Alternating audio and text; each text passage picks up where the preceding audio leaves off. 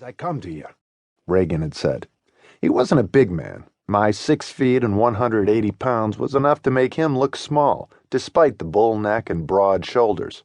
You might even mistake him for Mild, this balding, bespectacled, ruddy-complected Irishman whose tiny eyes were as blue and benign as a summer sky.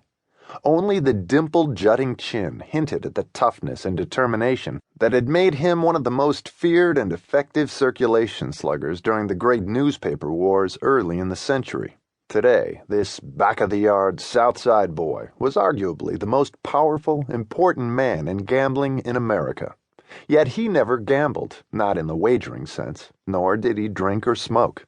His Continental Press Service was the country's dominant racing wire service, transmitting all pertinent racing information to bookmakers nationwide. That included track conditions, changes in jockeys, scratches, and, as post time approached, up-to-the-minute racing odds. And of course, results of the races themselves, transmitted immediately as the horses crossed the finish line. A bookmaker without this service, operating under the delay of officially transmitted results, would be easily prey to past posting, that is, bets placed after post time, by a sharpie who has been phoned the results by an on-track accomplice, thus allowing said sharpie to bet on a horse that has already won a race. Ragen's Continental Service relayed its information from telegraph and telephone wires hooked into 29 racetracks and from those tracks into 223 cities in 39 states. Tracks that didn't cooperate were spied upon by high-powered telescope from trees and buildings. For legal reasons, Continental buffered itself, allowing several dozen distributors to supply the wire info to the nation's thousands of bookie joints. Ragen, like Frank Nitti, was a business executive in the world of crime. I'd done jobs for him before, and I liked him. But I'd never seen this tough, irascible little Irishman in a state like this.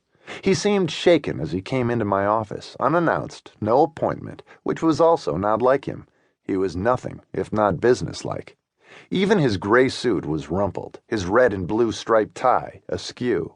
Of course, that day had been no ordinary one in the life of James M. Ragen. That day, in April, James M. Ragen was convinced he'd narrowly missed being bumped off.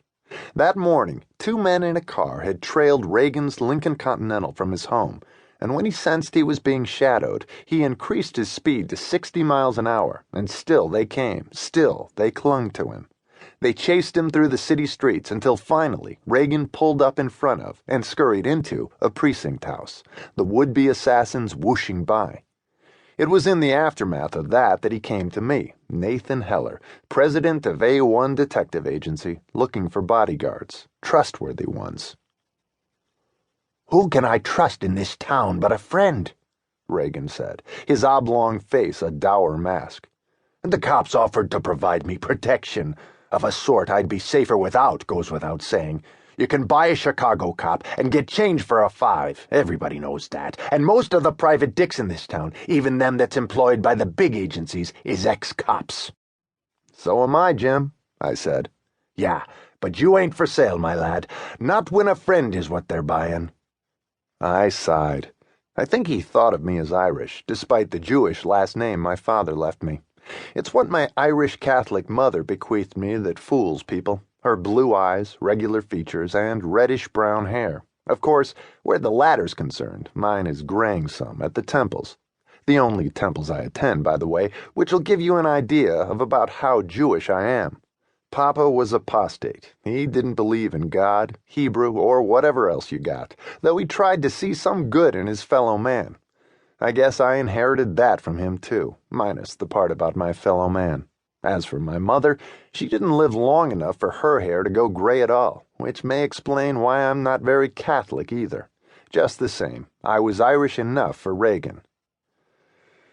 "Well," I said, shrugging, "I can fix you up with some bodyguards, but if the outfit wants you, I'm afraid they're going to get you. You know that.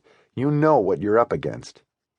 "If they kill me," he said, chin jutting, eyes slitting, "there's a Ragen to take my place."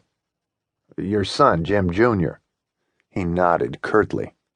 I didn't think the boy had near the stones his old man had, but I said only, "And if Jim should go the way of all flesh as well?" "I have 2 more sons."